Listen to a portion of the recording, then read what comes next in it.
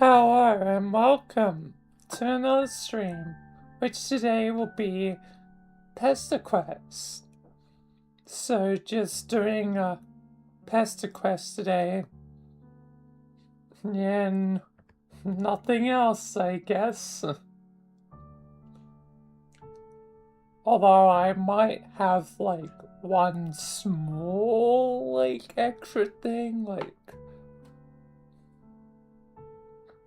as a surprise at the end, but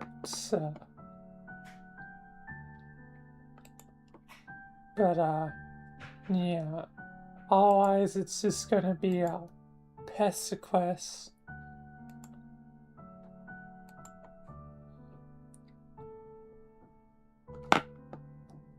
But yeah, it's time to read volume 2, I suppose.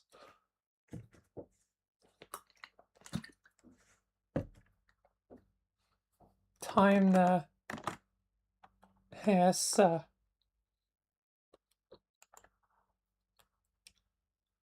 see what's next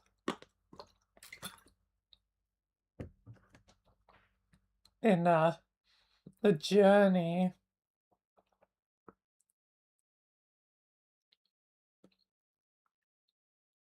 Because I guess it's mainly just reading, it seems. No real gameplay elements.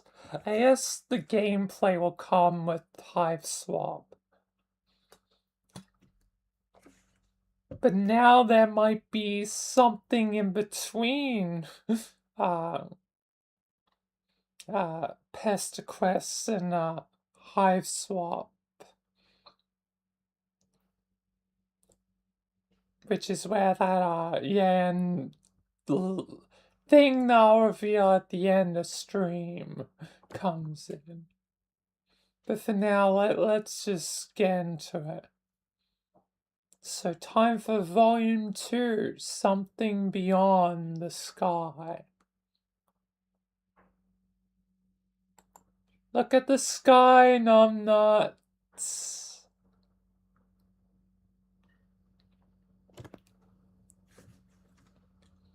On the advice of your new friend John, you go to visit one of his close comrades. Close only figuratively speaking, since it seems she lives all the way on the other side of the country.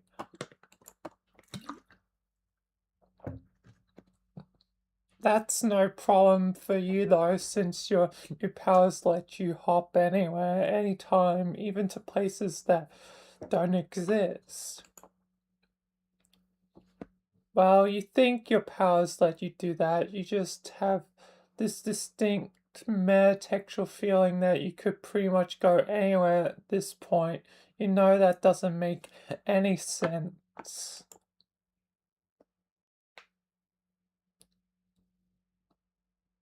Because it's sort of meta power. It's retcon power. It's basically rewrite the story. So I guess this might not be too important to be on canon if I do eventually read that. Anyway,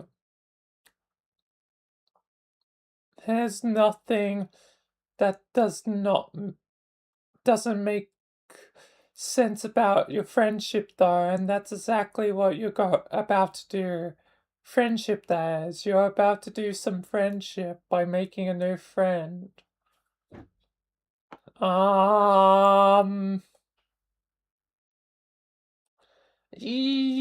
Yeah, friends. Her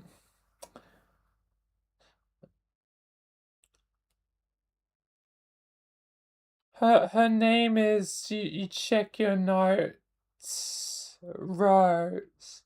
Yeah, again, because it seems like at this point it's definitely confirmed the reader is probably a male. a male that probably is like in their 20s, although I'm just assuming that just because I'm 24, like, you know.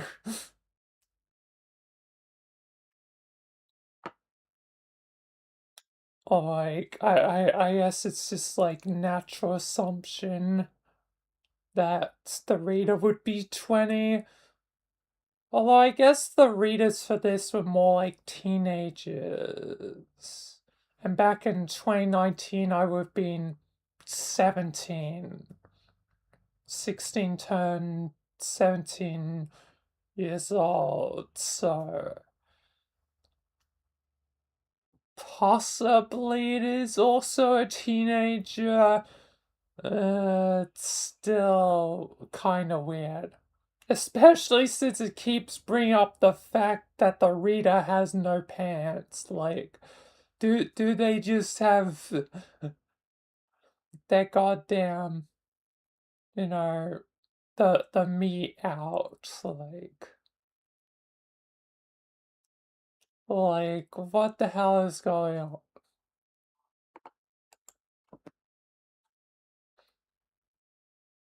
This is her house apparently. Looks kind of weird and modern.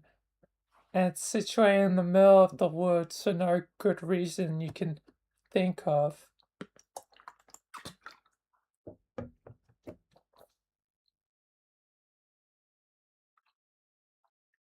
Yeah, it never really addresses why it's in the middle.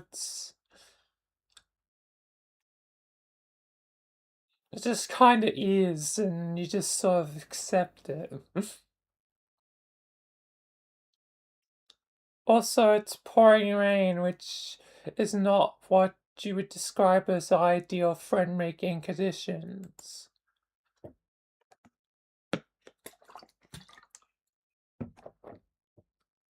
Still, nothing stops a mailman, not from delivering mail nor making friends. Rather famously, rain and other similar weather patterns provide no deterrent to performance of his duty. I feel like that's just not factually true. Many people be like, nah, screw it, it's raining. Unless they like the rain. Like me.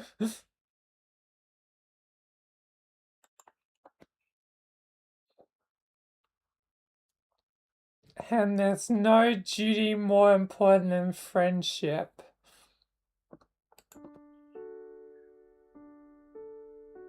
Oh, Rose. Suddenly a woodland girl approaches. Who goes there? Oh, it's your new friend Rose, obviously. There's literally no one else this could be. What if it was her mother?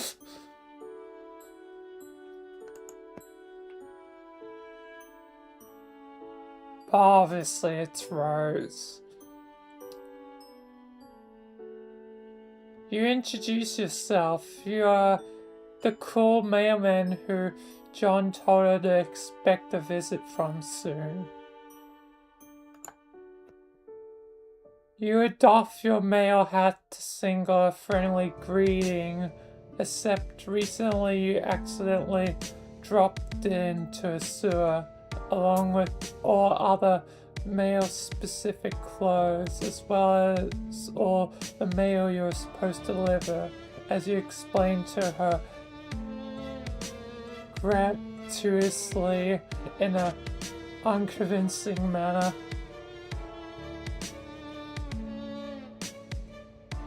Yeah, no, the music is kind of fire.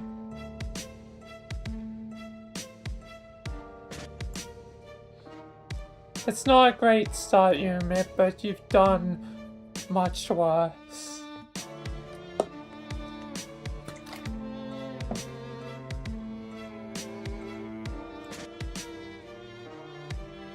You are not a mailman. Yikes, you are busted almost immediately. You briefly consider whether you should double down on the lie or try to say something mailman-like, or whether the right cause to come clean since she's clearly too smart for this amateur ball.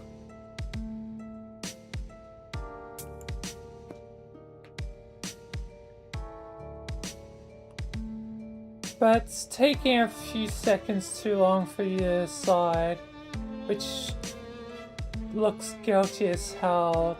There's the jig is up, you slouch in defeat.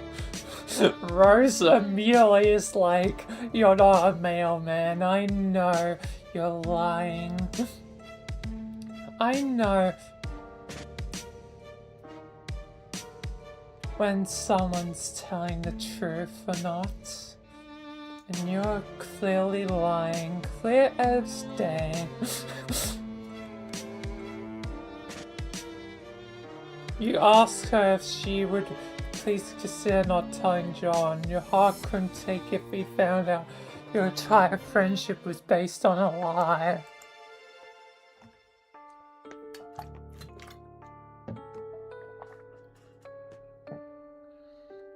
You want me to keep a secret from one of my best friends to protect the feelings of a random buffoon who I have never met and arbitrarily showed up to my house in a remote wilderness like a creep?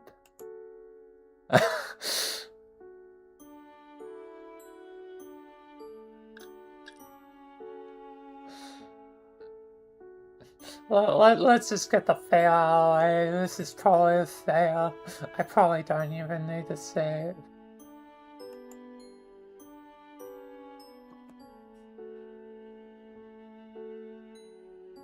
Man, you guess today is the day you get owned by teens. She's totally alright. What are you doing just wandering up to her house without even calling first? It's totally disrespectful of her time.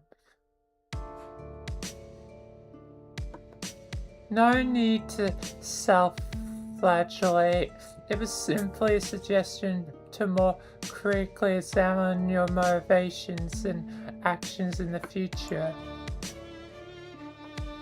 No, she's right, you're going. You sap away aiming for a spot half a mile away in the woods where you can probably soak the miserable. Hey, it's the number! It's the home stuff. But instead of treating you find yourself standing in the bank of computers, sure, you misfired. Ended up in the damn lab. Wait, you remember seeing a big structure off in the distance when you were in front of his house. You feel it was just some sort of office building, but this looks more like a factory or a secret research lab. A secret lab, you could say? This would land much better if I was doing it tomorrow, like when I usually do secret lab.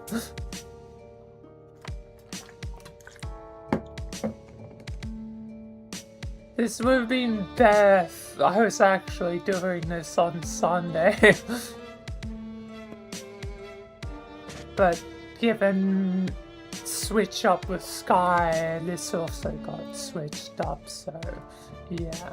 Anyway, the computers show coordinates on the screen that don't mean anything to you.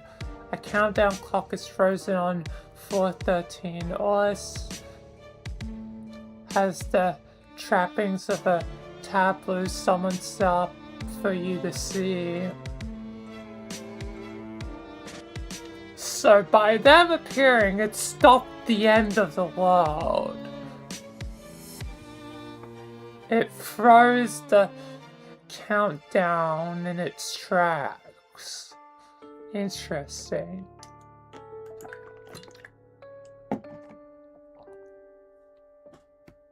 Turning away from the screens, you wander down a long line of gleaming fiction equipment. It reminds you of the pictures of old computers from the 1950s, the one that took up entire rooms. Wait, is this gonna be a fail? I thought this would be a fail. You bet you could go back and visit some of those if you zapped hard enough. You wander through a whole maze of halls and wide echoing rooms that aren't pictured because our art budgets are only so big. But take it to the certainty that they're all very mysterious.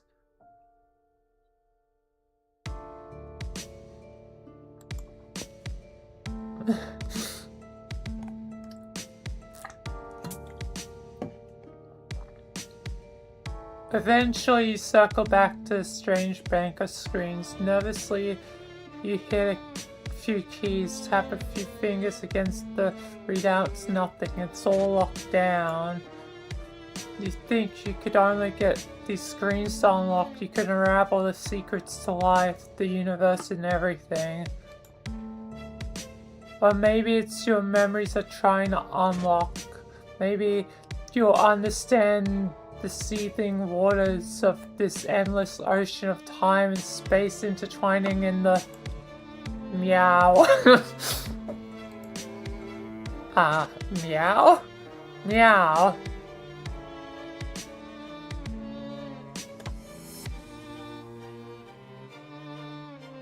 Oh, it's, I guess Rose's mom is here.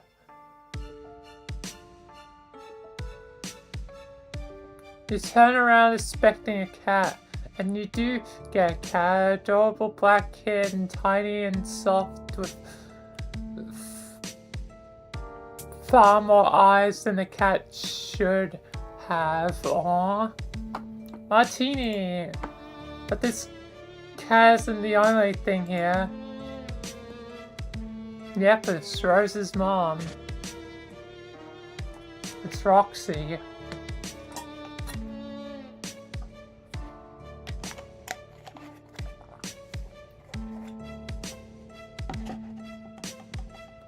A woman's sleek white lab coat and sensible heels holds the cat, pinning you to the spot with her gaze, or at least you assume she is. Her hair is in her eyes and the light is behind her, so all you can see is her face.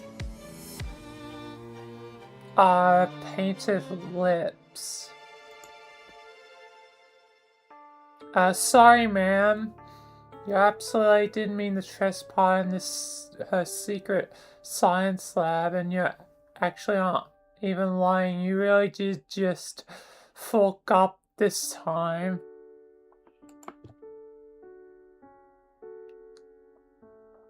The lady puts the cat down slowly, where it rolls on its back and bats a paw playful in the air. Aw, cats are great, even mutant cats. Maybe especially mutant cats. I mean, cats are great, I would agree. The little guy, it should have a name. You think you'll call them Cryptid McWhiskers? Yeah, Cryptic McWhiskers is a great name. In fact, you can't imagine anyone ever naming this cat anything else. No, they're Martini. Well, I guess they can be Cryptic Martini McWhiskers.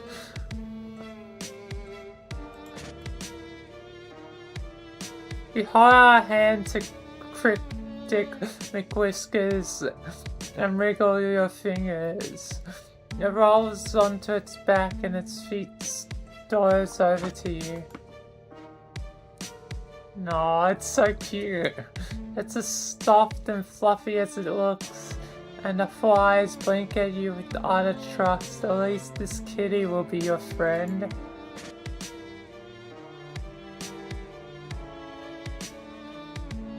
The ominous clack of heels on the cement reminds you that you and McWhiskers are not alone. While you're busy with the kitty cat, the very intimidating and well-coffined lady walked over to a bank of screens. She presses a button and must have some sort of fingerprint recognition or retinal scanning, or maybe she's just better at things than you are because it works for her. On the floor a few feet away from you is a round grey protrusion, a platform on the floor. You saw it earlier, but you have no idea what it was for, so you just ignored it. What you don't understand can't hurt you, right? You think that's probably right.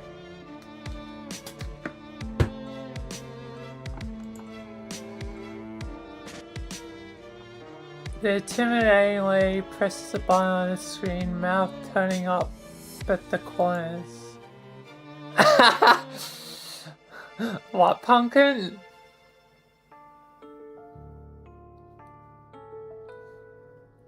A flash and a pop, like the pressure in the room changes as you feel in your eardrums. The pumpkin appears on the round grey platform. Fuck.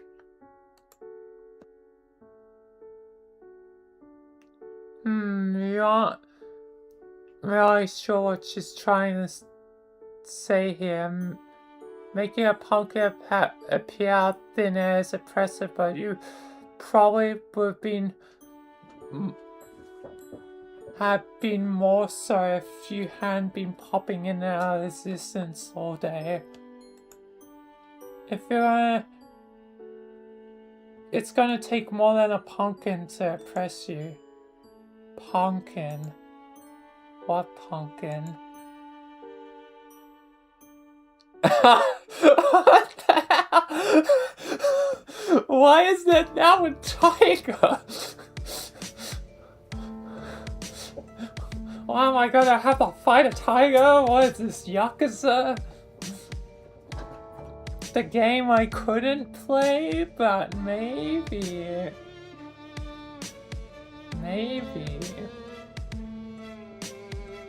Maybe that surprise has something to do with, yeah.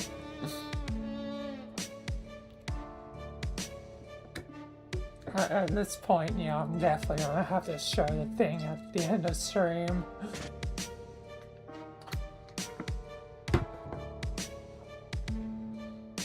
Clay shakes her head and hits another button. The pumpkin vanishes in its place. It's a tiger.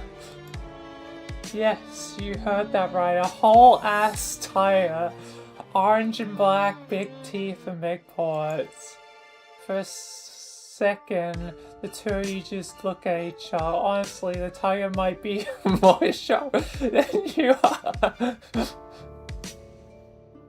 The tiger is probably like, what the hell? How do I get here? Kinda sucks to think about. One second you're just chilling on the savannah, mauling antelopes and drinking at the watering hole, and the next second you're in a secret lab in upstate New York, staring down a very unappetizing looking protagonist. Apparently you're appetizing enough for it to want to get a taste, though, because it looks from you to McWhiskers and back again, then it charges.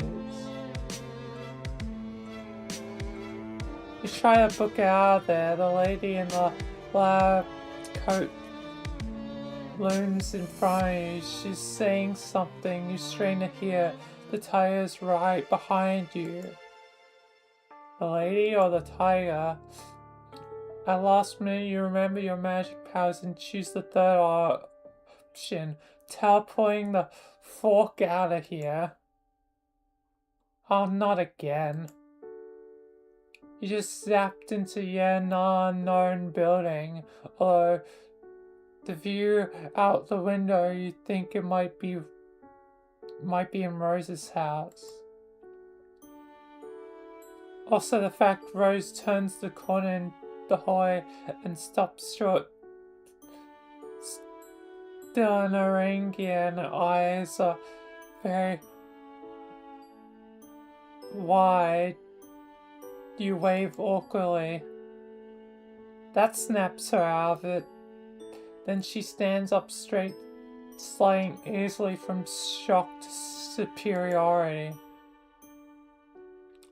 So, you just thought you let yourself in?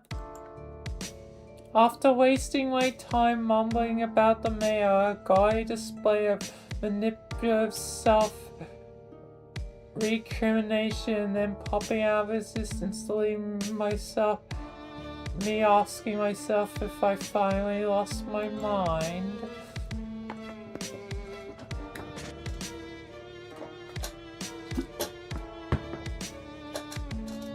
You hadn't meant to do any of that, especially not the last part. She isn't losing her mind unless both of you are losing your minds together. Rose looks you over. Finally, she seems to decide that you are for real. Your predelegations towards Mailman McCry weren't all that John told me about. Oh? He said you had certain powers. Powers of teleportation and time travel.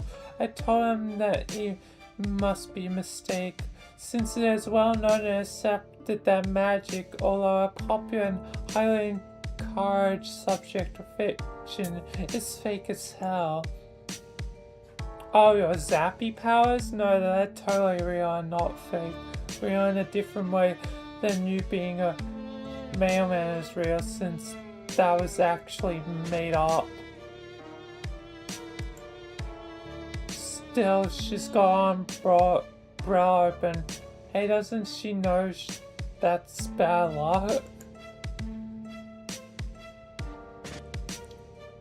Luck is also fake as hell.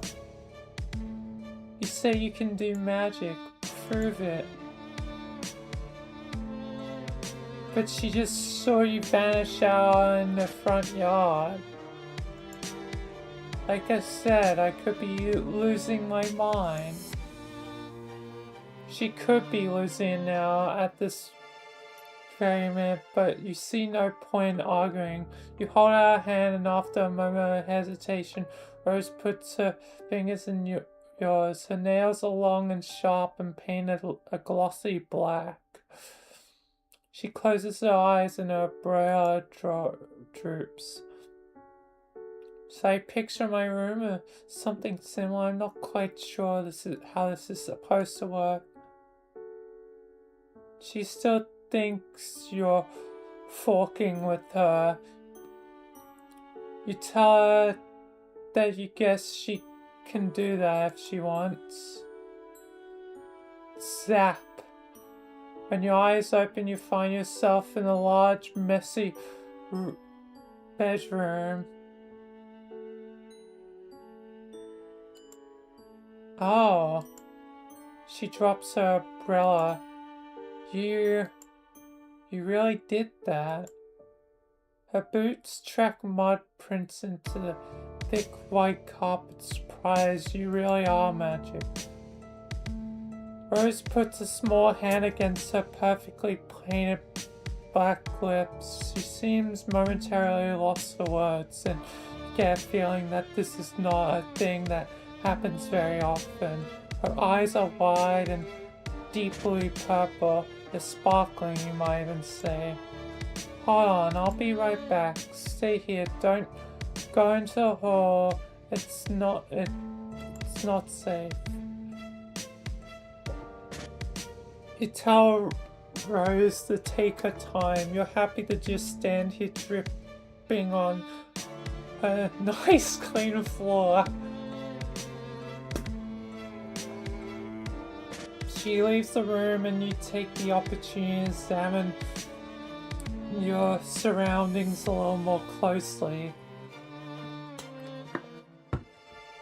So is this a successful path, I guess? I guess I'll have to go back for the other option. The bed is unmade. Books are strewn over the floor carelessly. A collection of half-drunk cups of coffee crowd the desk.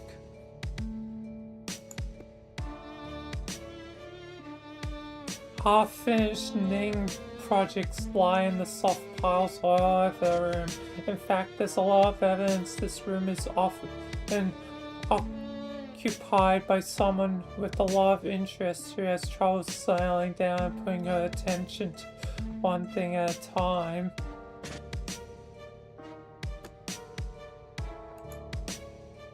And you relate, not with interest, but with friends. You can't imagine settling for just one.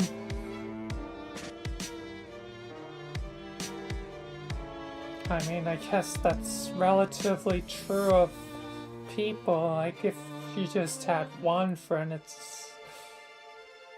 does potentially get boring, but with a multitude of friends, like, everyone has their own unique personalities, so it's generally more interesting.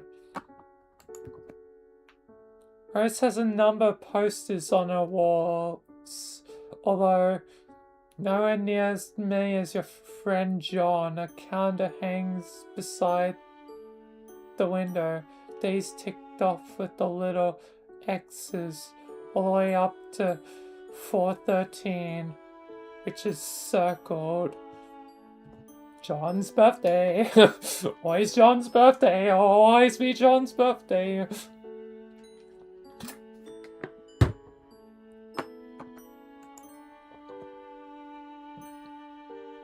You step closer to read the date up in the corner. 2009. But what the hell do you care about the date? You can make friends any day of the damn week, rain or shine, night or day. Rose sure is taking a while out there. She told you it wasn't safe out here. Maybe she hadn't just been quipping. Maybe she's actually in trouble. What should you do?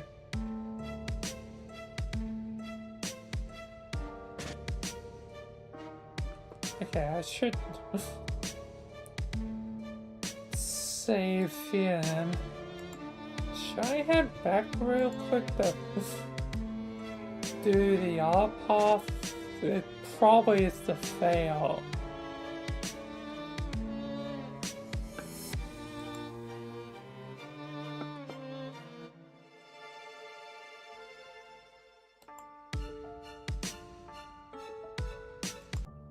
I'm just gonna quickly revert back because that probably is the fail.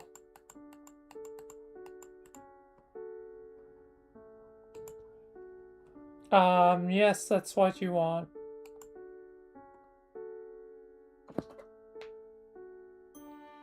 It's an interesting proposition if for no other reason than its audacity. I admire yourself in the face of humiliation. This doesn't mean we're friends though. Oof, rough. Well, that's fine. You're hopeful. Your mind is fuzzy, but you think you remember this. You're good at this. You're excellent at making people like you through underhanded means. You can't wait to take advantage of this 13-year-old girl's goodwill. Jesus Christ. Okay, wow, not like that. Let's not be fucking weird. In fact, let's let that be the last creepy thought you have for comical purposes. S-grade jokes only. Let's get our brains out of the gutter.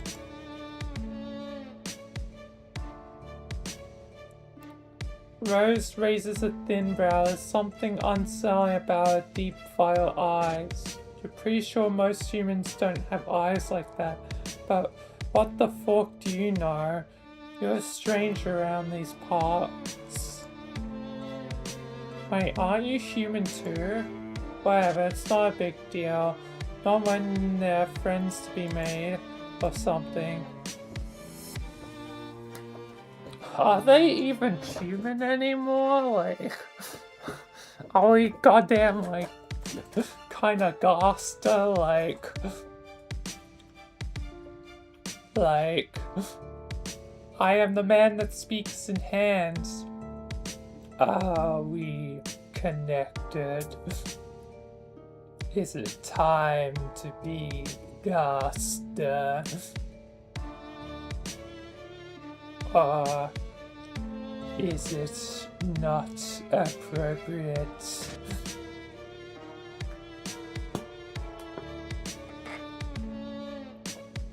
Should I take another form than a corporeal being? Although I do not see how this would be offensive, as I am not being.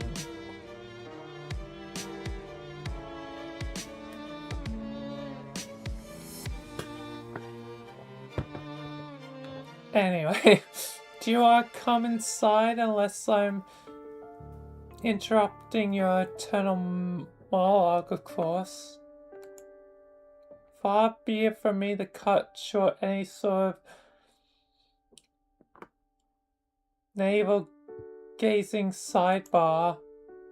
It's just ever so slightly wet out here.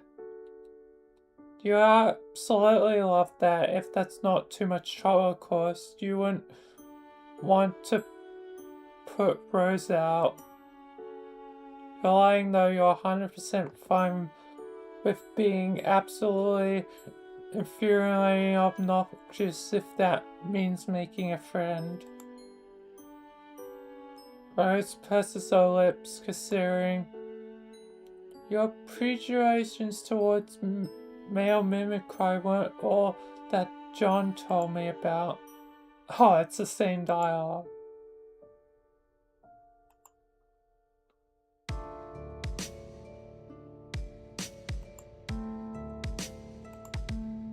It's the same dialogue.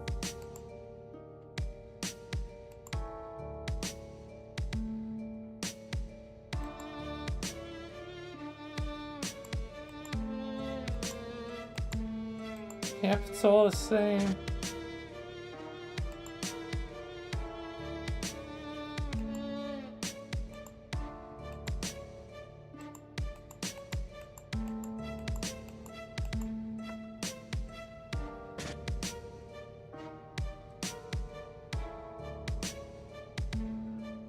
So yes, no matter what, it gets to this point.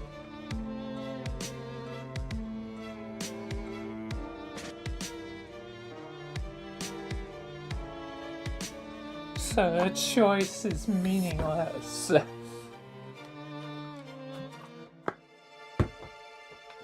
Other than getting to see like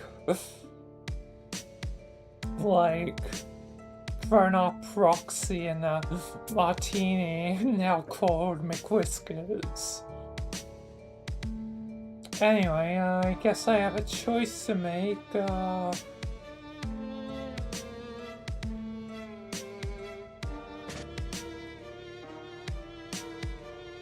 guess I'll stay put.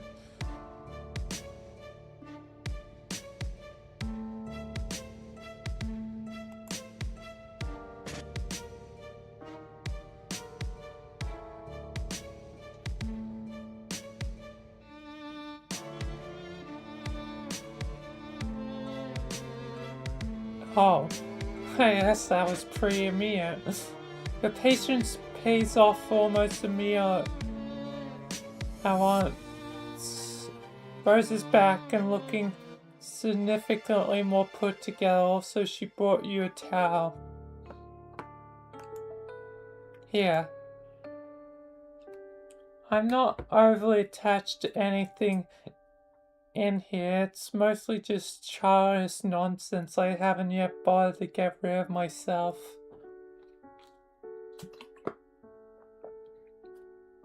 But I appreciate if you try not to drip any on any of the notebooks.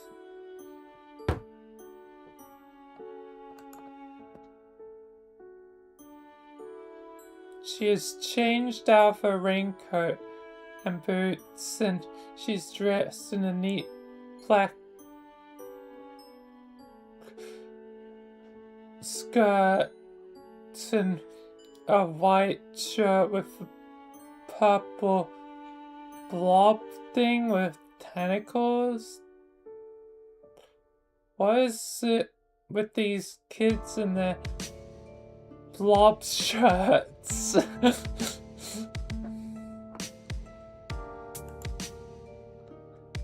Now that's dealt with. Please sit down.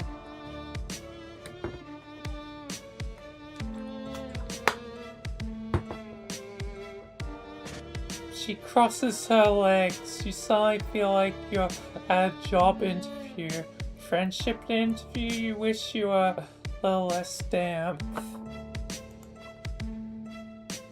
Actually, let's switch places. You're still pretty wet. You don't want to get her bedspread messed up. Don't worry about it. That's what washing machines are for. Now let's talk about magic, which up until now I've always taken for granted as being something confined to storybooks. Rose takes a wistful look towards her bedroom window, grayed over with and blurry with raindrops. You get the feeling that she's doing it for effect, maybe that she wanted you to switch places with her.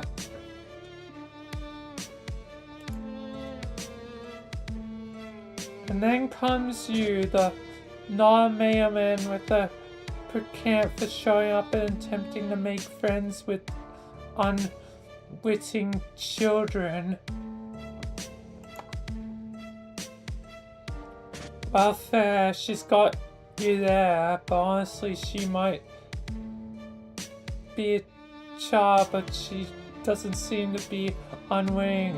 On the contrary, she's really quite witty.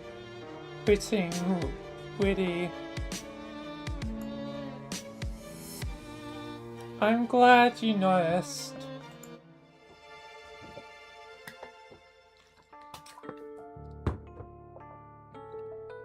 She folds her hand and clears her throat.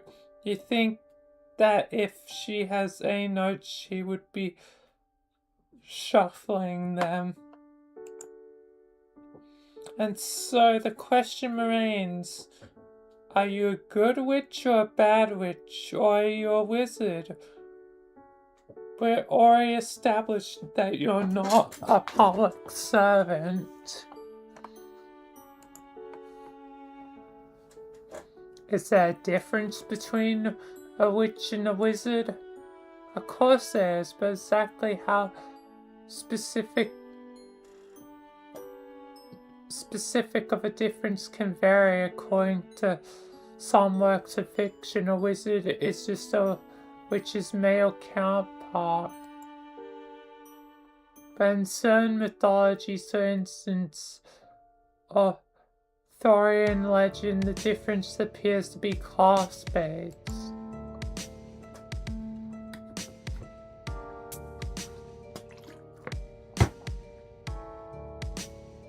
Wizards reside at a court. They are classically trained, while witches are self-taught and run wild through the forest. I won't deny that those differences don't tend to often be gendered as well. You ask her which one she is, a witch or a wizard. Me?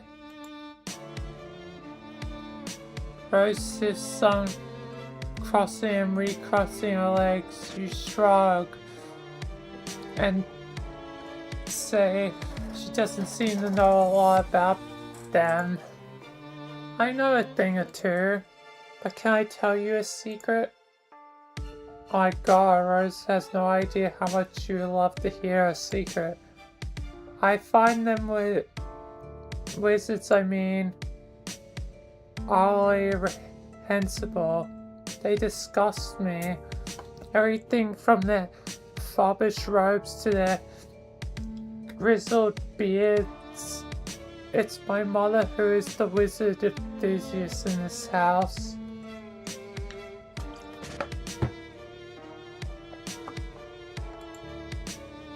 Below, she glances from side to side theatrically. Most of the things Rose does seem to be a little bit theatrical. She kneels on the carpet beside the club books.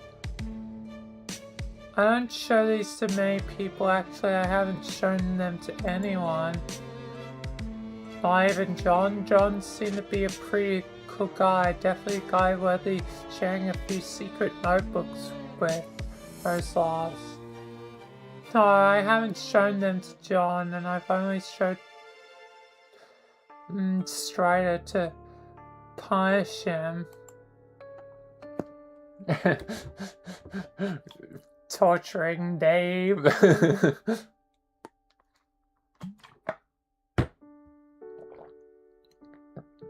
You nod, pretending that you know who the Strider person is. You totally a normal dude with absolutely ungodly number of friends. A shadow moves through the center of you, a trembling moment of deja vu. You do have a lot of friends, don't you? That feels true, but only people you know here, John and now Rose. Weird.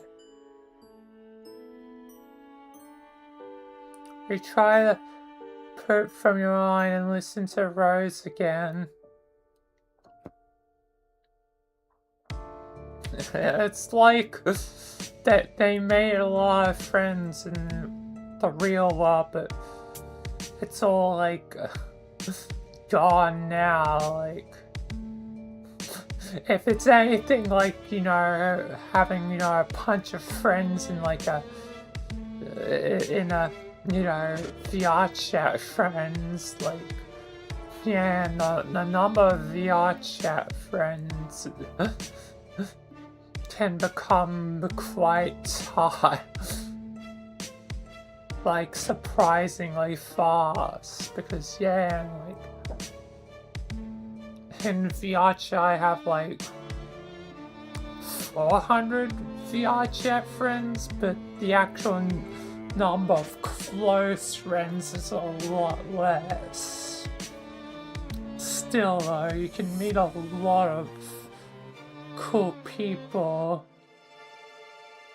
even in a short time, and it means it does become kind of ungodly number of friends.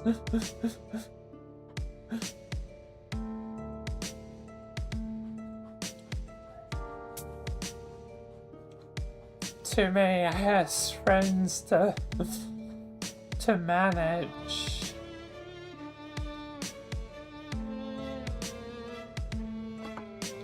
Actually, now I'm just curious. What is the exact number?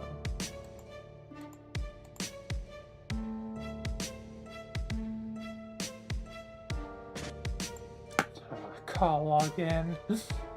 I'll probably just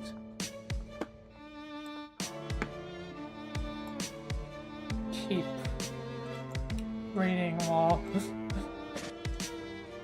I log in.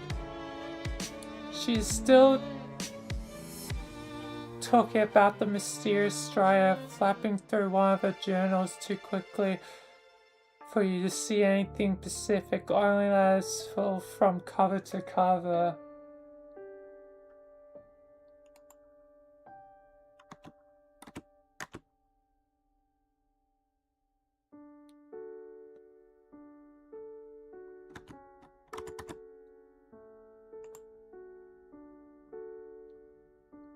Anyway, let's see the exact number. 417.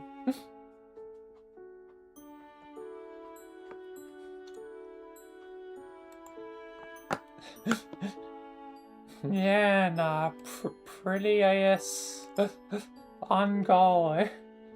That's almost the Homestuck number, if it was like a few less. If it was 4 less, that'd be weirdly perfect.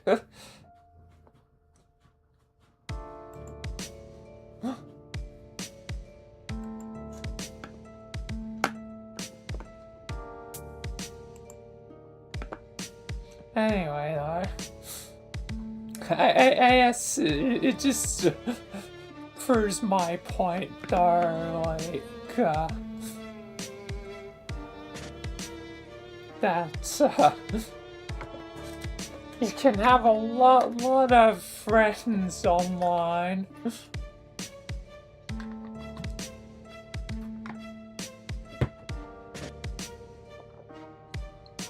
You can meet a lot of chill people. And be like, you know, kind of friends, but it's only like ever, you know, like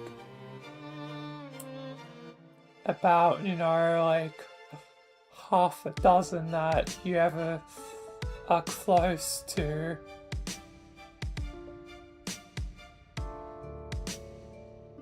Or maybe a dozen, like, at max.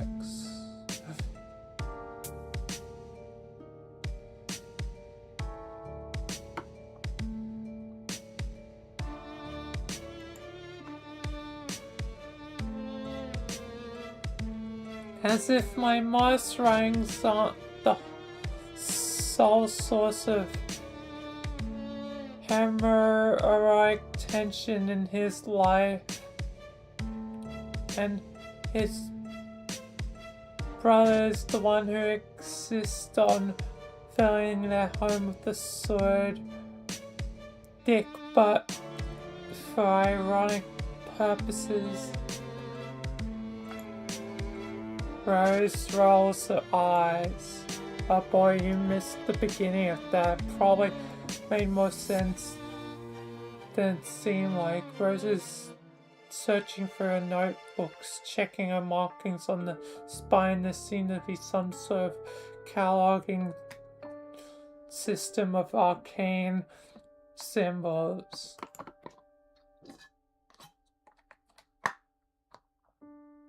That is alright. She does a quick and complex with her fingers, and another notebook pops into existence and falls into her lap. You gape. She really is a wizard. What? It's just a Siladex. A child could use one here.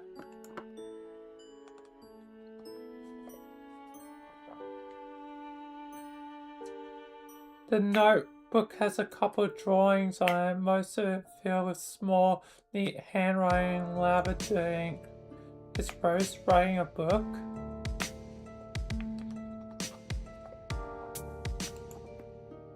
No, don't be silly. I'm writing 4 books a lead. 5 depending on whether I decide to flesh out Mathes's backstory.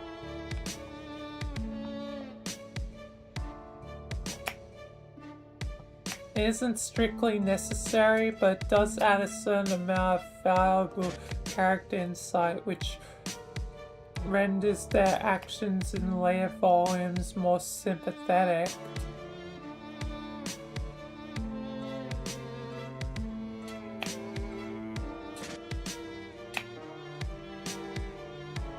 Backstory can always make characters potentially more sympathetic. But also, like, you don't want always the trend of like, oh, it's a bad guy, but they have a sympathetic backstory. It kind of does get old. Like, sometimes you just want evil for evil's sake. Luckily, in my story, I think there's a good balance between purely evil villains and evil villains that have good motivations for what they do.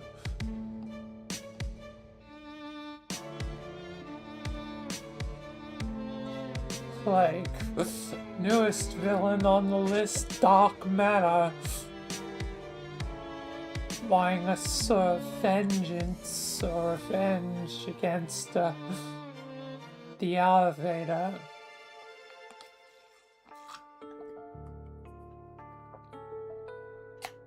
So,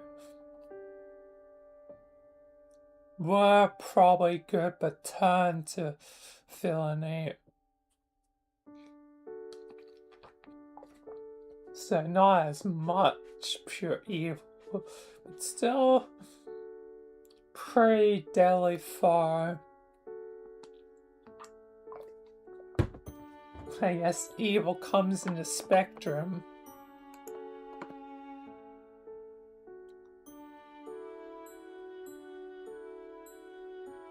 Not that I need all my anti-heroes to be sympathetic, I'm just thinking of what the literary reviews would say.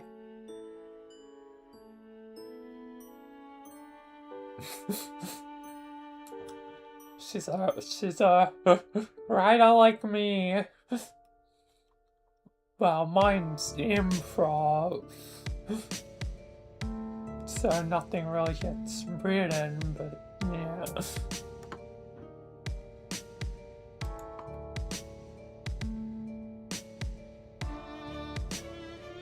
You're not smart. You never thought of what the literary reviews would say. She honestly pretty impressive for someone her age.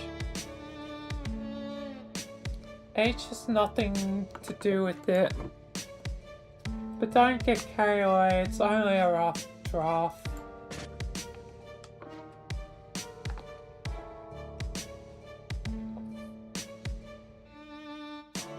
You ask her if you could take a look. She hesitates, but you doubt she would have shown it to you if she didn't want you to look.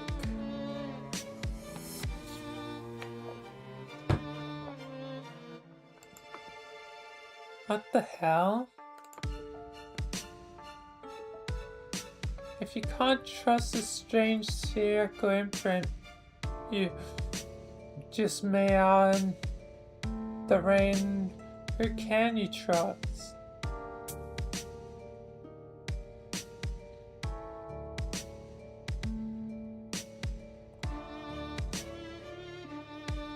Strange spherical imprint. What the hell is the reader?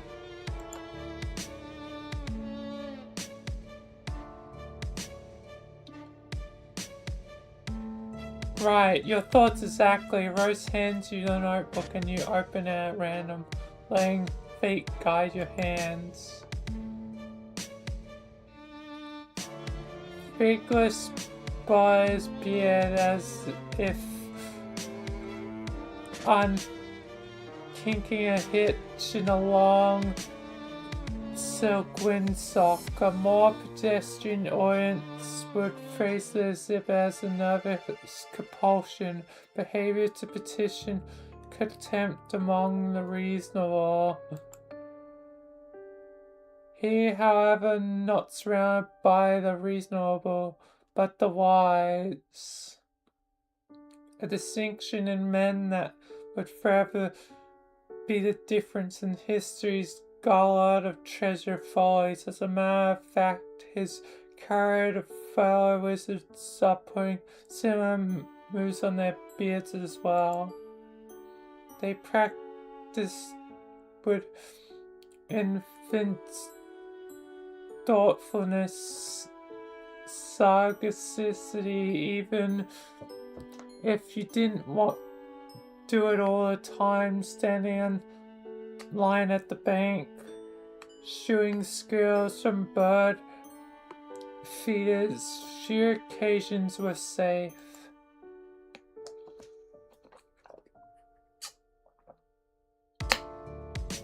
Salzapan inspected the clue, a single piece of evidence cradled in his curious old man palms.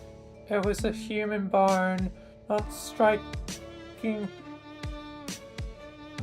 in the tale it told alone, so much as that told by the thousands like festooning the marshy soil of the mass grave.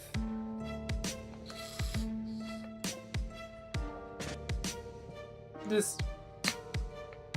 grisly expanse bore the texture of a decadent dessert, like one of Smarmy's familiar custard trifles rolled out on wheels for the holidays, to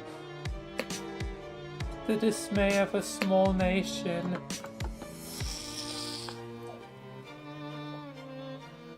Your service? Asked Frigless. Despite what he was doing with his beard, he was in fact immersed in meaningful contemplation. I'm afraid I'm becoming more so with each terrible tick announced by gaudy timeposts slung around your neck. In the case it wasn't clear, Fingless wore clock Saucepan didn't care for. It was magic. The massacre of Silsnelf was not as written.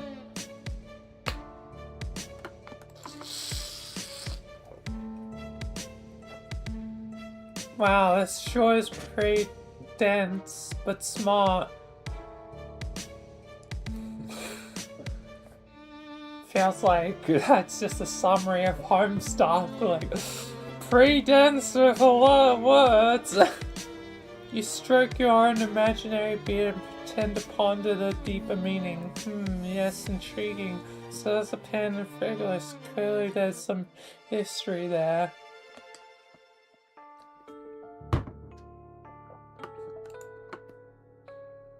Yes, clearly, but the two of them went beyond simple romance. That's why it's gone so spectacularly sour. Rose becomes increasingly more animated as she tells you about her gay wizard OCs, like she's far more interested in them than she is in herself.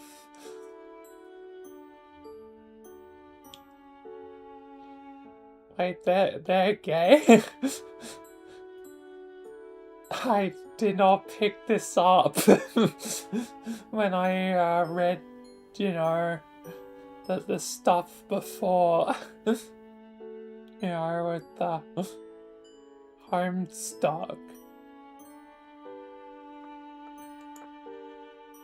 They share an intellectual bond, a mutual dedication to knowledge and the preservation of such. The goal of the learned is to amass their wisdom and keep it from general dissemination into the main populace of wizards. They feed it to their apprentices in drips and drabs. Of course, This will eventually lead to ruin. Of course, you flip further into the book, searching for the part where it leads to ruin. Ruin sounds interesting.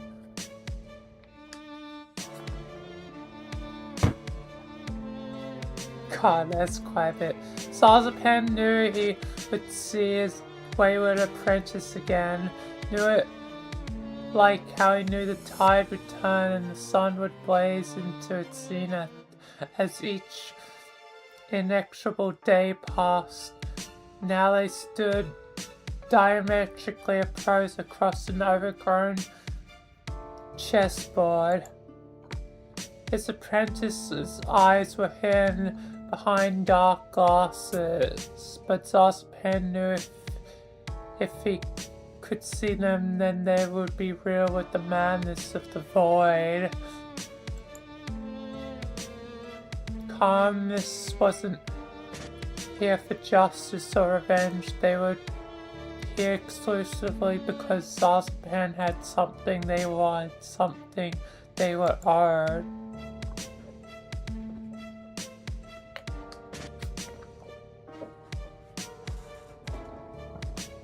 You flip through the notebook, checking out the drawings. There's a lot of wizards, each more bearded and venerable than the last.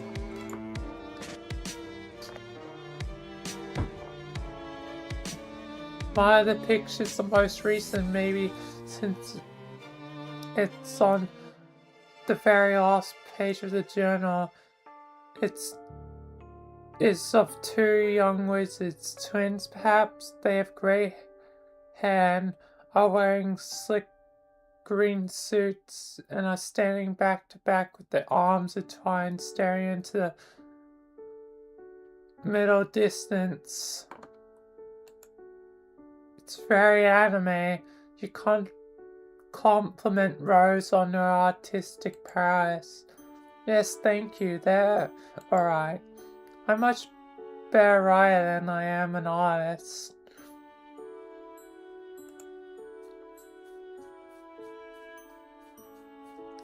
You tell her you think she's really good, way better than you. You're absolutely positive she's going to be famous one day.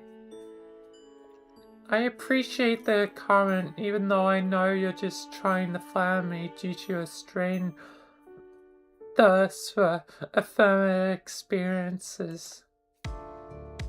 John told me about that. Damn, Busted, you really do think she's talented. It's fine. It's not if my social characters fall out here in the middle of the woods. Don't tell anyone I said that. I don't have many friends. And don't tell him I've been boring. He'd be insufferable. He? Babe. Never mind.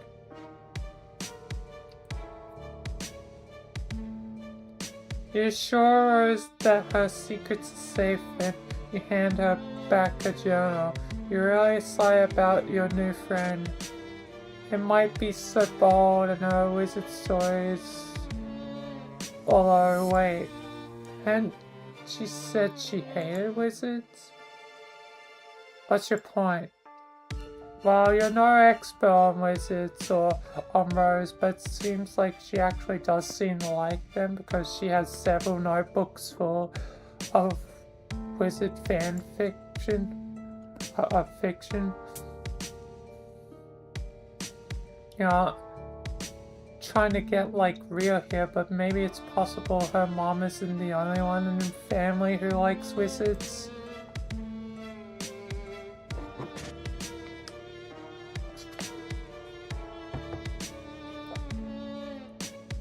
Rose pulls her book out of your hands. Then the rest of the books vanish into thin air. Alright, that must be being that. What had she called it? Siladex? She doesn't look angry exactly, but the lines around her mouth that are softened as she talked about her book have Harlem back up, her eyes glowed menacingly. Oh, is that right, fraud? Well, why don't you diagnose me? Oh, hey, wow, you weren't trying to be condescending or whatever. Clearly. Are you aware that this is a common psychological phenomenon for an individual to react to trauma by creating fictional representations of which cause them bodily harm or emotional dismay? To suggest the portrayal of those fictional renderings somehow condones them or supports them is absolutely absurd.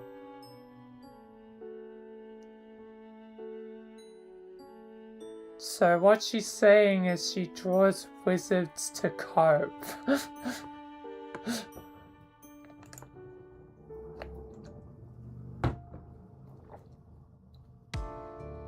Rose rises regularly to her feet. The lightning turns her into an ethereal silhouette. What I'm saying is that I don't need to justify my fictional predilections to you or anyone else.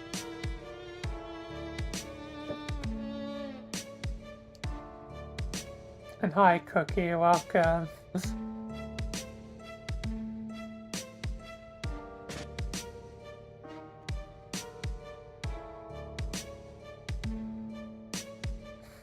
Yep, it's time for Pest 10.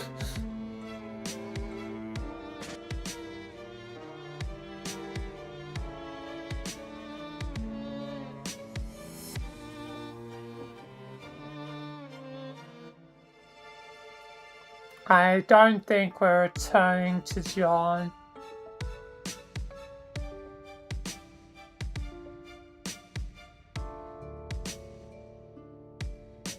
We are still the reader, though. Which makes things even goddamn weirder now.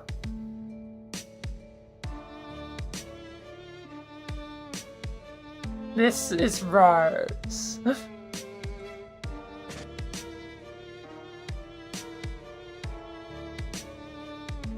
Rose Lalonde.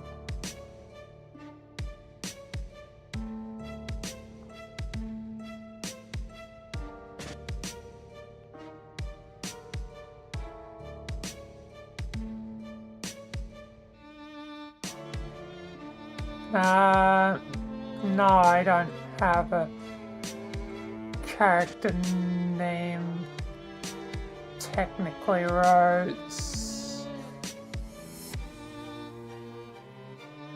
Although Velena's last name and the last name of her whole family is Rose. So Velena Rose, Sherry Rose, and Allison Rose. And hi, Miss Derek, welcome.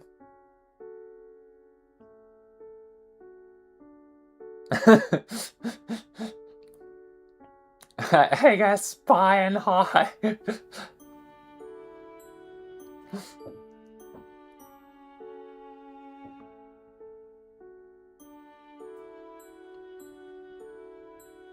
No, she's totally right.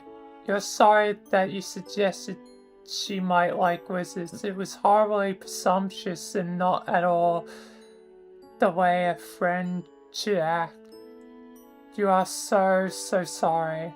You promise it will never happen again.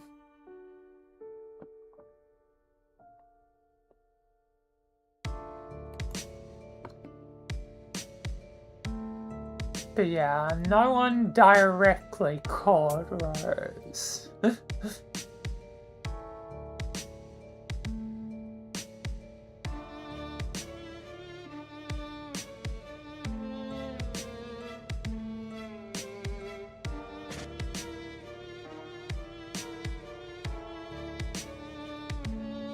No, I don't suppose it will.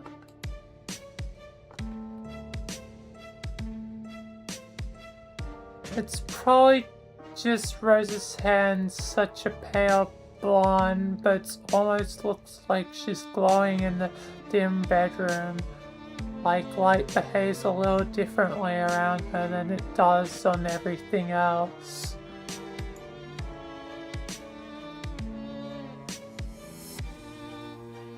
Would you look at that? It appears the rain has lightened up a bit.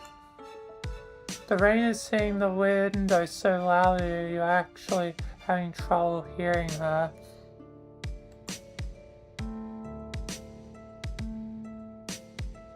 And your point is, you can just sap yourself out to where the weather is drier. Fuck off.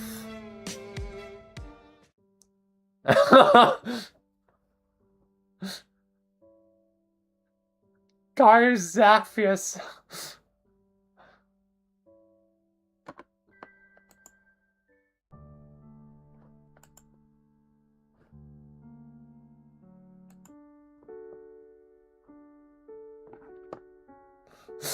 Bad ending.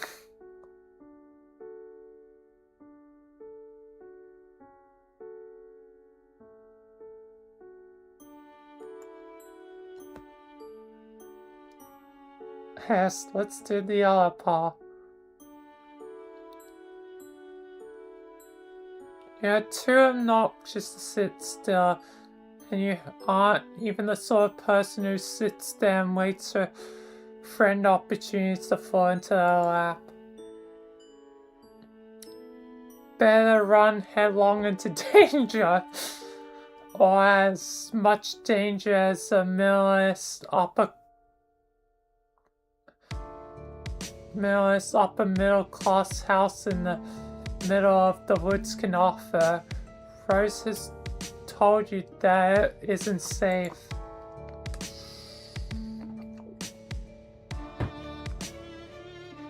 You creep out into the hallway where a bunch of things happen more or less simultaneously. A deluge of quick time events that you had no idea were coming. Quick time events? Why, I gotta be matching Q or something? Lightning flashes in a perfect jagged line across the tall window at the end of the hall, followed immediately by a crash of thunder so loud you'd think the house might be falling down. Abruptly, all the lights go out.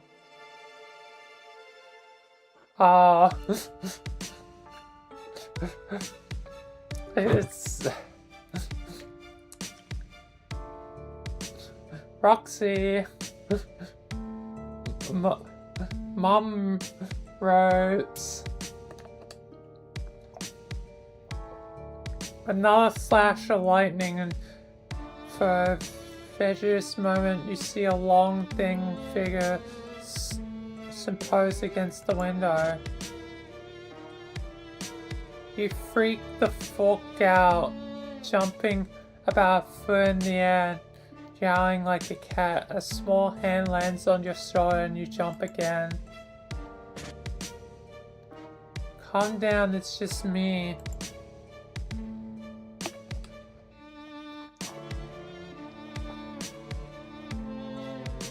Rose speaks in a normal tone of voice and it's jarring. The house is echoing cavernous, and there's just something about a dark house on a stormy evening that makes you want to whisper. I told you to stay put for a reason.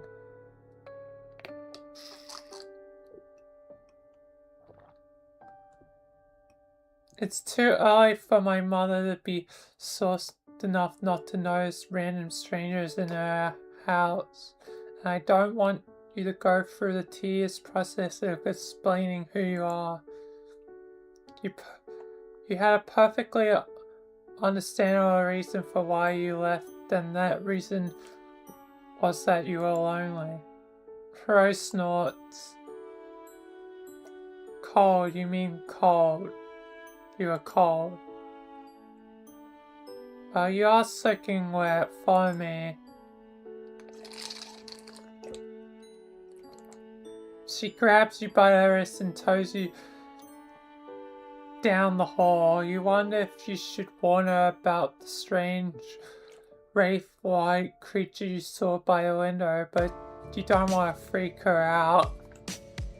Or her mom might be a risk too.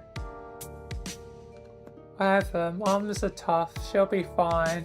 This probably isn't the first time she's gone toe-to-toe with a weird slender. This house looks haunted as short.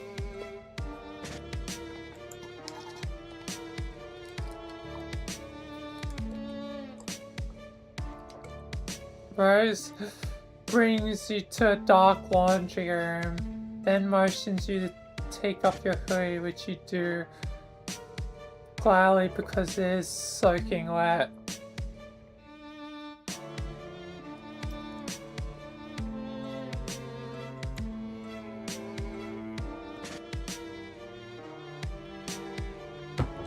That's interesting.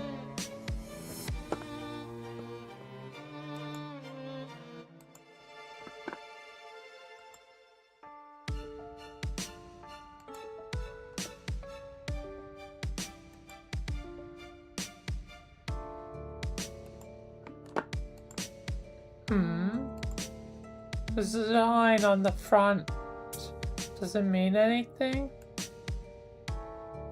Oh yeah, it's kind of cool. A blue line with the zigzags on the end like lightning. It makes you... Looking at it makes you feel unsettled. You realize Rose is still waiting for a response, so you just hand her the hoodie and tell her no, you're pretty sure it's just an abstract sign.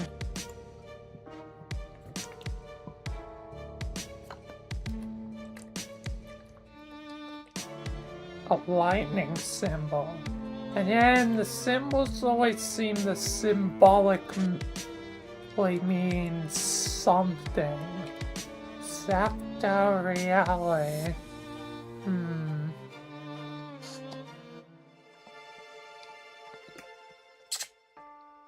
I don't know, I feel like it's going to be important.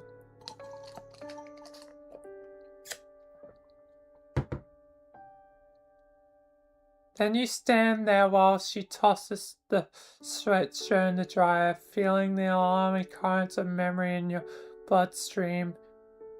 You're sure that must be something you forgot to do. You continue to feel weird as Rose hits the dryer button and nothing happens. Fork. She hits the button a few more times as if that'll make a difference when the power's out. She presses her thumb and her forefinger to the bridge of her nose. Oh, you aren't gonna fit into anything of mine. She leads you down the long hallways. Man, this house is unreasonably huge. You ask Rose if a lot of people live here.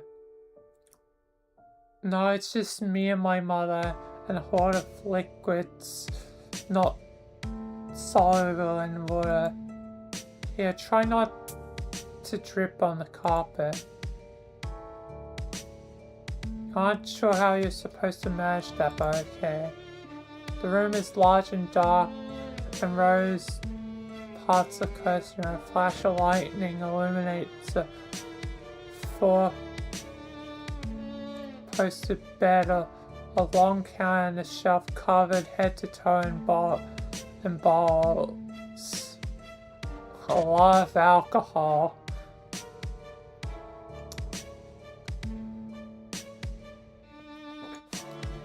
Rose vanishes through another door, leaving you to pursue.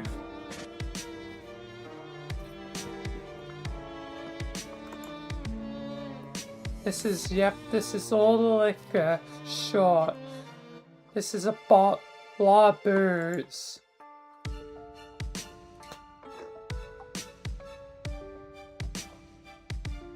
here. I'm not sure that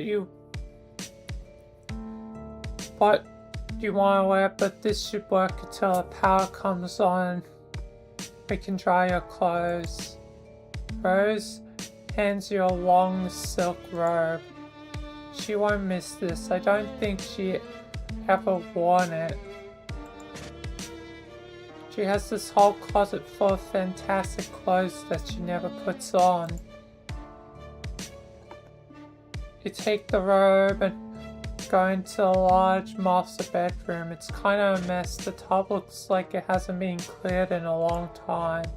The robe gives you the same knotted feeling of familiarity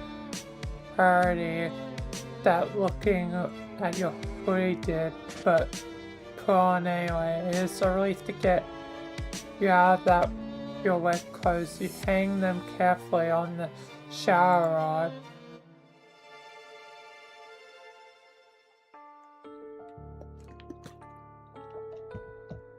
When you head back into the bedroom, you find Rose standing in the front of the wall of liquor. She's holding a bottle of Grey Goose and squinting at the label like she's trying to read the nutritious facts. I often wondered exactly the merits of consuming this. It tastes quite literally like burning.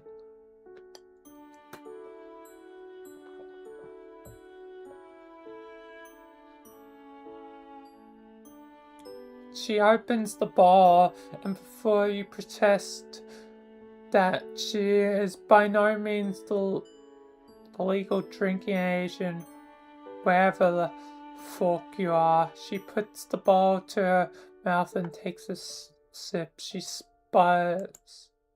Bleh. That's terrible. You could have told her that. Straight vodka isn't for the uninitiated, even fancy vodka. You take the bottle from her. She hesitates for a moment and then lets it go. You take it back to the shelf. This really is a quite impressive liquor cabinet. Liquor wall, liquor room. Her mom must have a really refined palate. Don't strain yourself. You can say it. What's the point of mincing words? She's a fucking alcoholic. Wow, this is intense. You're not sure if you're prepared for something this heavy. You're kind of counting on some silly scenarios, maybe a couple of funny jokes. You aren't cut out for this. To be fair, I kind of was just wanted to do this because apparently it's important for Beyond canon, and I'm really now invested in Dirk, but this seems to have literally no relation to what happened in the epilogues whatsoever.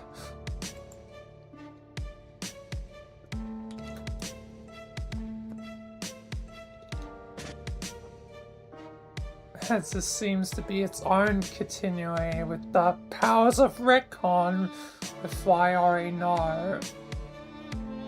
So this is essentially another timeline. You get the feeling that at some point you might have been cut out for this. You might be the sort of person your friends or potential friends could count on.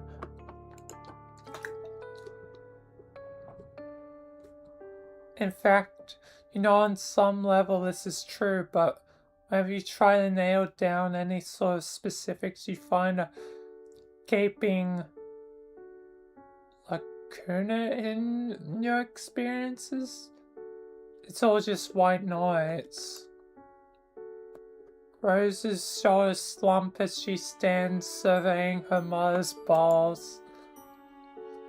She doesn't even have the decency to hide her distasteful habits. Who needs an entire wall of liquor bottles? She doesn't ever have people over. She doesn't even have any friends. It's all just for me. Just more of her passive-aggressive act as a femme fatale 1950s housewife with the death wish. It's just like the wizards. Wizards? Don't worry about it. You know, it's how long it's been since I had a home-cooked meal.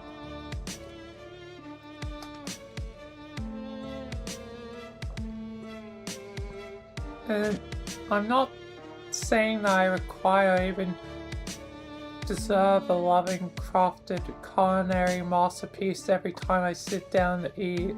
That's going a bit far. I know John complains about being plagued by fatherly concern every chance he gets. He's overwhelmed by pastries when he ventures from his room. I'm glad my mother doesn't poke her considerable nose into my private affairs. I'm sick of eating oatmeal.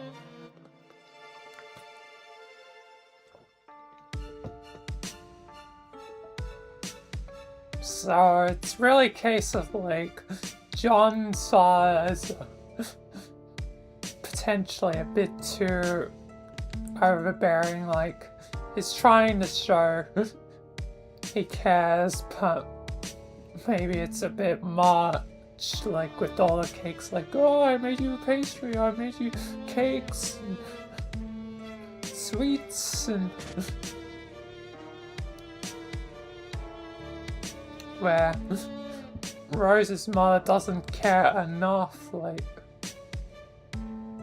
just like, let me die, let the meteors come already. I'm ready. How about you?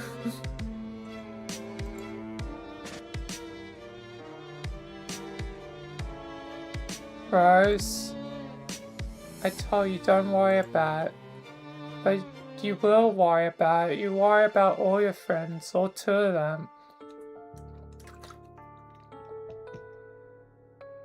Fair enough to worry, that's what I always do about my friends. Rose smiles with half of her mouth. It seems to be all she can manage. Lightning crashes. She looks so small and sad against the wall above. You know how to fix this.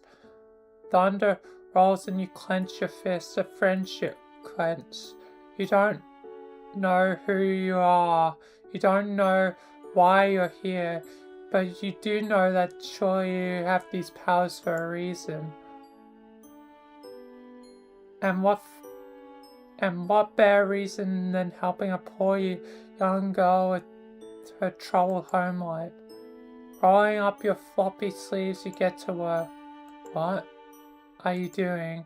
You start with the dark liquors first.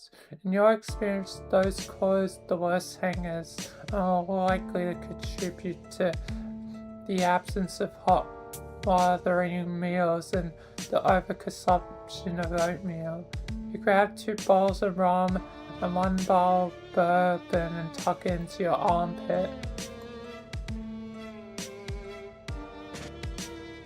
Then you zap our house into clearing in nearby woods. A couple hours ago, before it started raining, you drop the balls and back out for more. Are you just stealing all my mother's liquor? Is that your solution to her alcoholism? Don't worry, Rose. Can thank you later.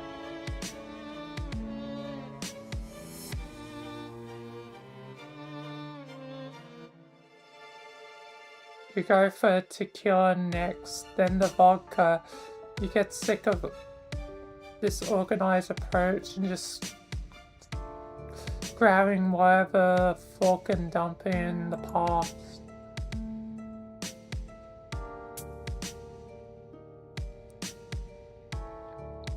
Rose watches you do this for a while, and she hops on counter, crosses her legs and starts texting. While she really had so intent on her conversation that she isn't even noticing you fixing her domestic situation. She keeps giving you little fleeting looks, and you're pretty sure she must be talking about you. You should just let her talk. It isn't right to try and invade your friend's privacy. You attempt to resist the temptation, which you fail immediately. Not even an over's meme can save you.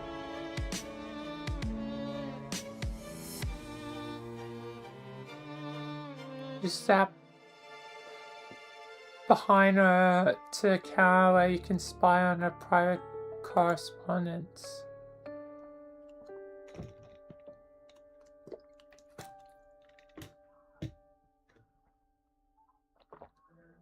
Hey, it's Jane!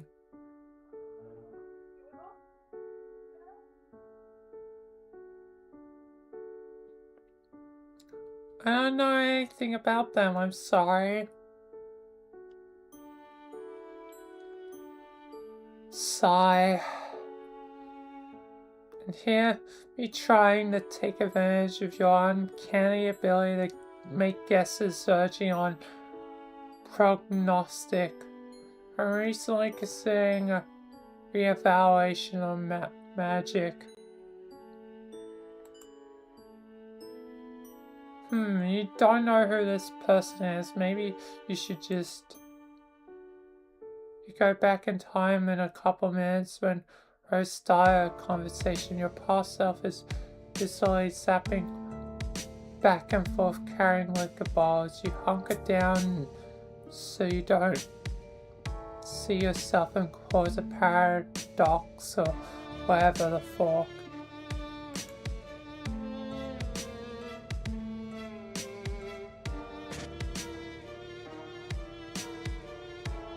Technical therapist began pestering God Gnostic.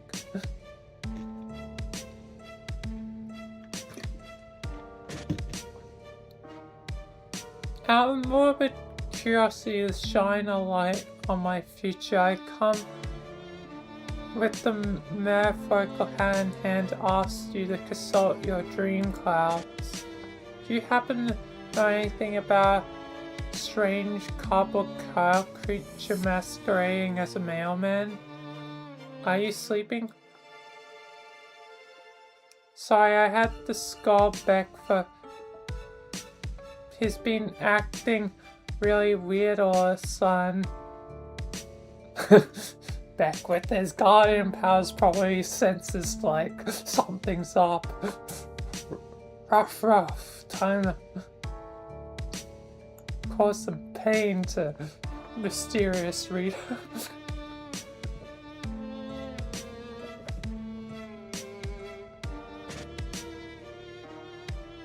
Anyway, is this about the same ailment that John was talking about, the fake one who hang out with them? Yeah, that's the one. He's currently emptying my mother's liquor cabinet in an attempt to prevent her from overindulging herself.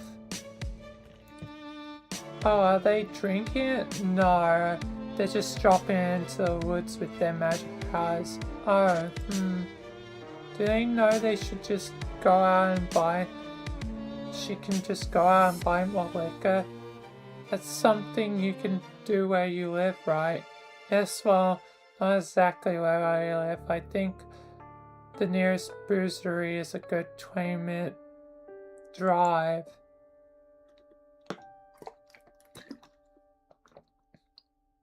I'm not actually entirely sure where my mother got.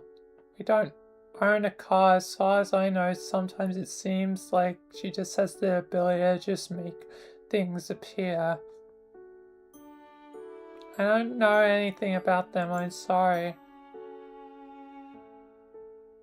And here I'm trying to... Oh. This is where I repeat.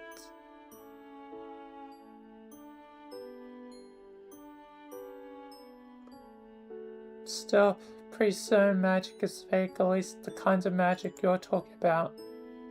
There's probably some real magic out there somewhere. Yes, for instance, the sorts that let you spy on your hostess's private correspondence while you're stealing her mother's liberations.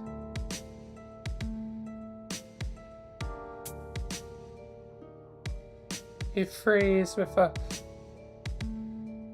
crunchy and zap, you reappear in front of her. She sets her phone down and pops her chin on a delicate fist. Sorry, you honestly don't know what you got into you. You just couldn't resist the urge of using your power for evil.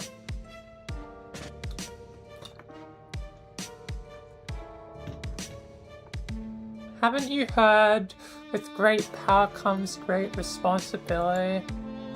Rose is right, she's totally right. You only had this power for like a day, so you still aren't used to the idea of being able to zap all over the narrative. Clearly you do not appreciate the implications. Zapping all over the narrative sounds potentially stressful. Oh, you bet. You're incredibly stressed out right now. Rose laughs. You apologize for stealing all of Mom's drinks. That was kind of overzealous of you. No, I actually thought it was hilarious. I've never been one for pranks. I've always fallen more in John's wheelhouse. But there's nothing wrong with occasionally stepping outside one's comfort zone. Let's do the vodka next.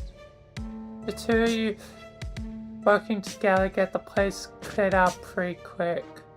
Zap rows along with you the bright clearing in the field, and for a moment she just stands in the sunbeam blinking up at the colourless sky. Her expression says she still might not be totally convinced any of this is happening.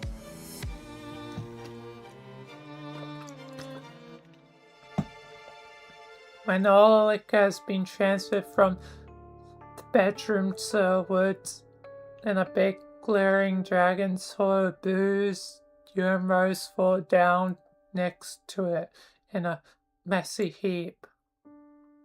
Oh, you fall into a messy heap. Rose lowers herself daintily, sitting more on her knees than her butt, probably to keep her skirt from getting dirty. You get the idea, even though she lives in the middle of nowhere, she doesn't spend a lot of time outside. You tell her again you're sorry you spied on her correspondence with her green friend Gigi. Also, you hope she isn't going to get in trouble with her mom. I'm not unduly concerned. I'll tell her where it all is in a couple of days, although by the time I'm sure at least a good third of it will be water damage.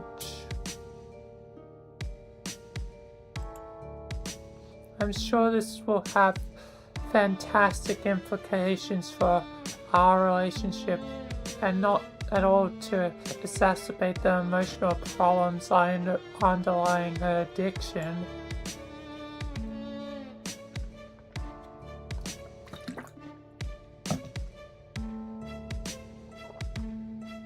You laugh awkwardly. Well, you kind of just feel like an asshole.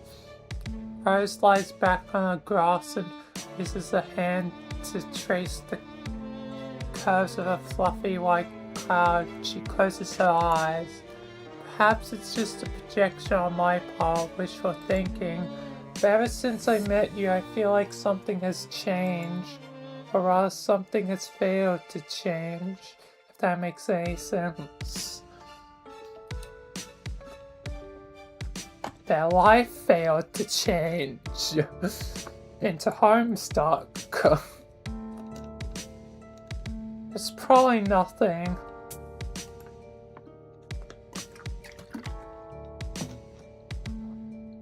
Eyes flicker back open, endlessly purple, fixed on the sky like she's seen something beyond him. Once again, you feel there's something really crucial that you forgot, but at least you made a new friend. And even if you don't think Rose Brand would ever allow her to call you as such, you're lying in a sunny clearing next to a pile of alcohol, and honestly, it doesn't get much friendlier than that.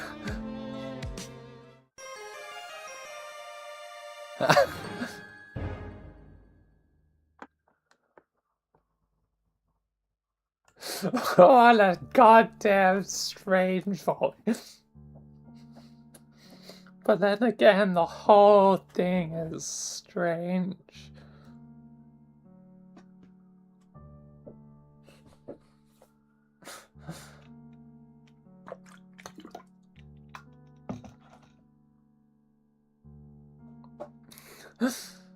What a strange time.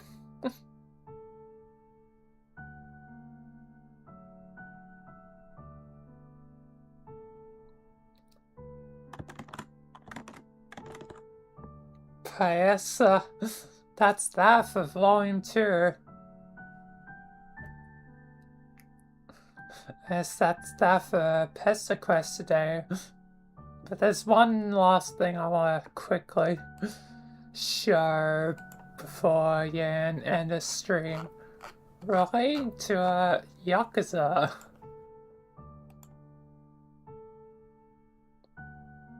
I still need to check more of that Cromwell thing, actually, because it looked like there might be stuff to that. Anyway, let's just do a quick demonstration though, and then I can... So, Yakuza 5, yeah, and it didn't work, like, yeah, and play the game, black screen, it died.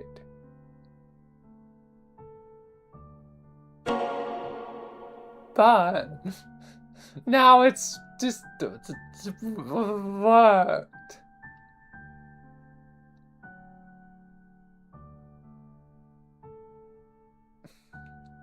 And you know how I got it to work? It was only one thing I did. Only one thing.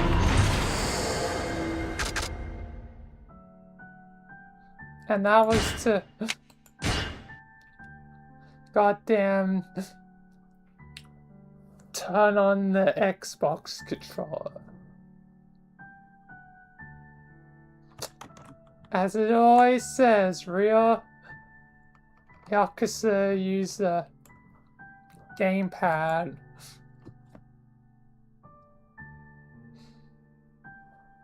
And I was like, how the hell did that get to work?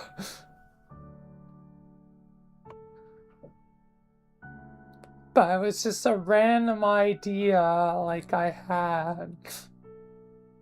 So now that the game's working, which kind of sucks because that was what I was gonna be doing, but now I've begun this, and yeah, and once I begin a thing, I commit to the thing.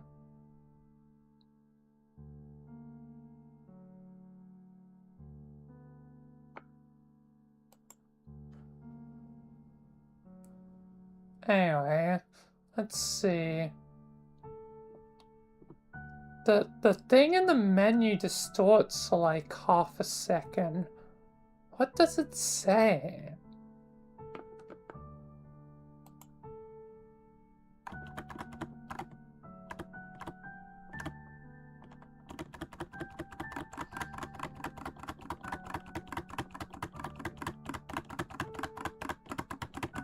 I'm trying to...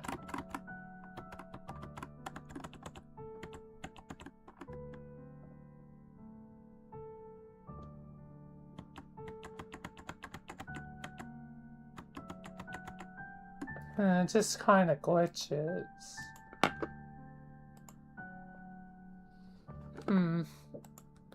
Anyway. With great power you help Rose and her mother's alcoholism. Your method surely foolproof.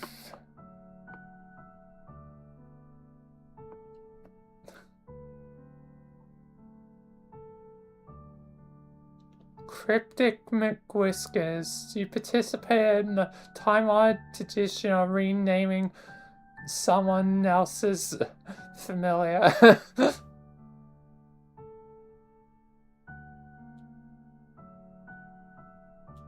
So it looks like there'll be bonus things on occasion.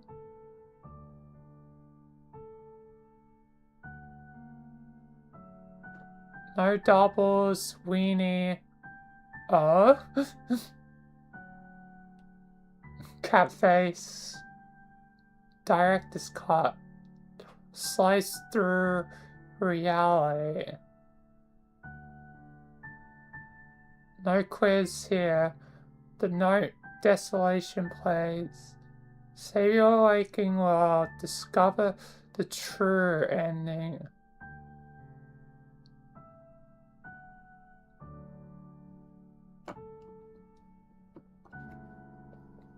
Seems like there's quite a bit once I get to Dark Swan.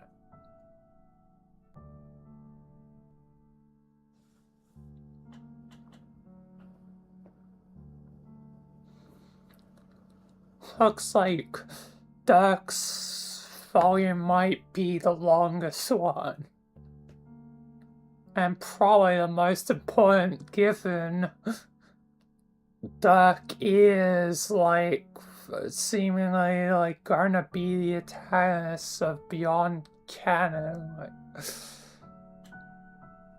and the one I'm very fascinated to learn about.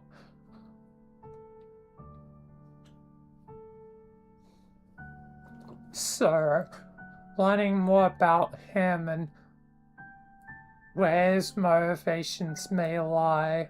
Yeah, and his backstory, almost, to make his actions potentially seem more sympathetic.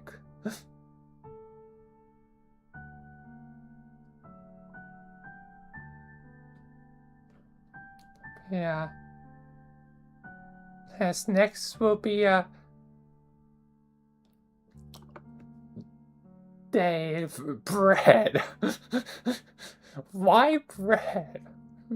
Cryptic. The happiest girl in the world. Befriend Jane.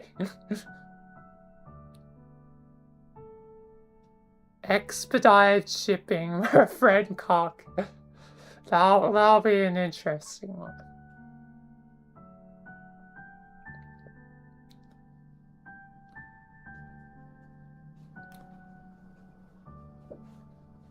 Honestly, I think I'm gonna enjoy some of these next ones quite a bit. Who else will I probably enjoy? Gamzee Miracle! It's a Miracle's Mint!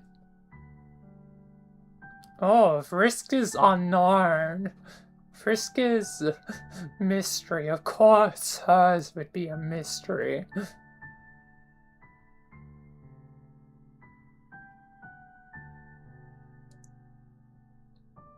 The Seeds of Revolution? What the heck is going to happen with Terezi?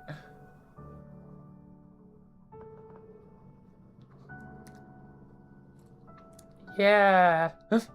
Befriend Peta. Sweet as honey. Befriend Socks. Fishing for compliments. Like all the time.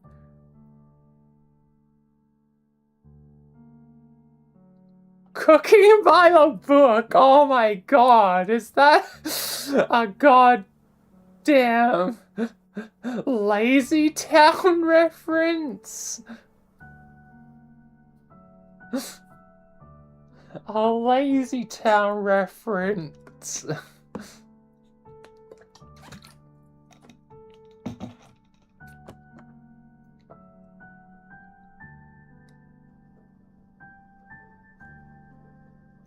Into the future.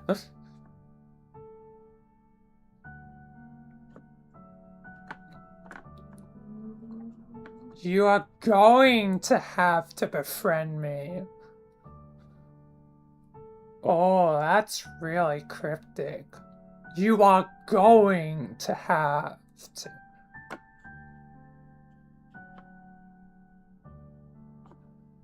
Oh, cryptic. Very cryptic.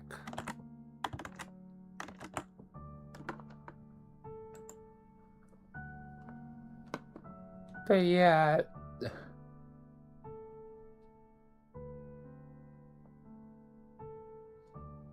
Interesting.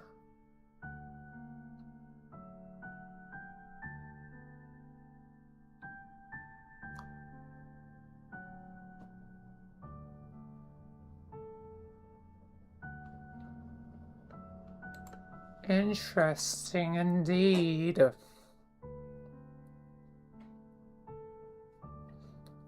Dux is called. You're going to have to befriend me. Why do I have to be their friend?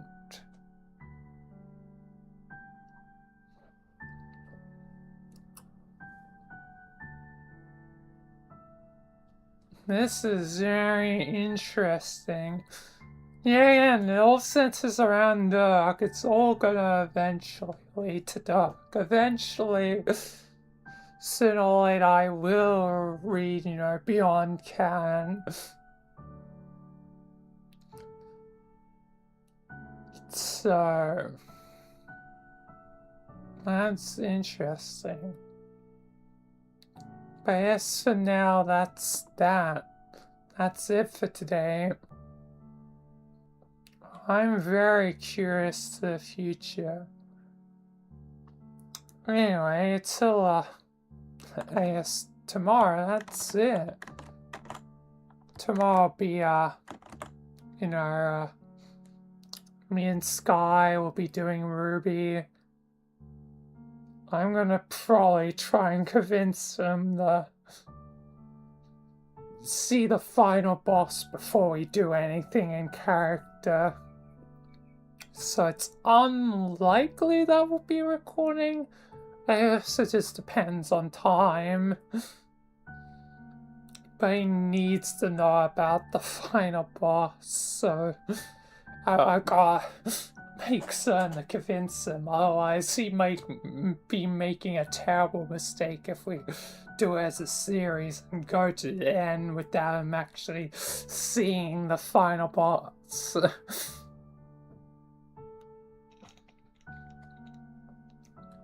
I might have been able to, first try it the other day, but I had prior experience.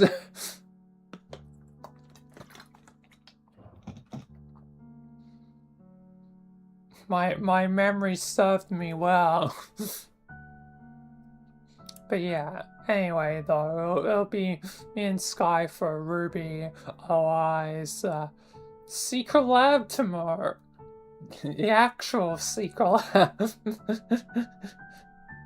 Yeah, and the Secret Lab joke will work so well if it was the normal Pesterquest day. But alas, it is not. Anyway, though,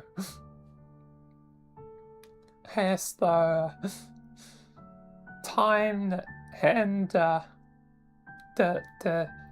yap. Actually, I just want to quickly check, yeah.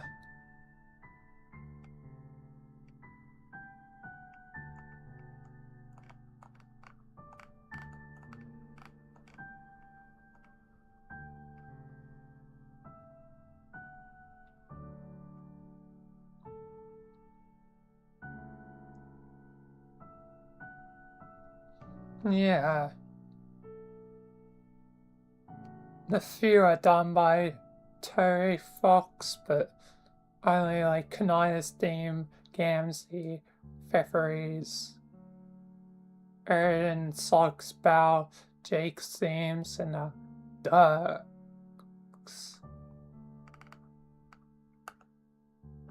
Still some good music.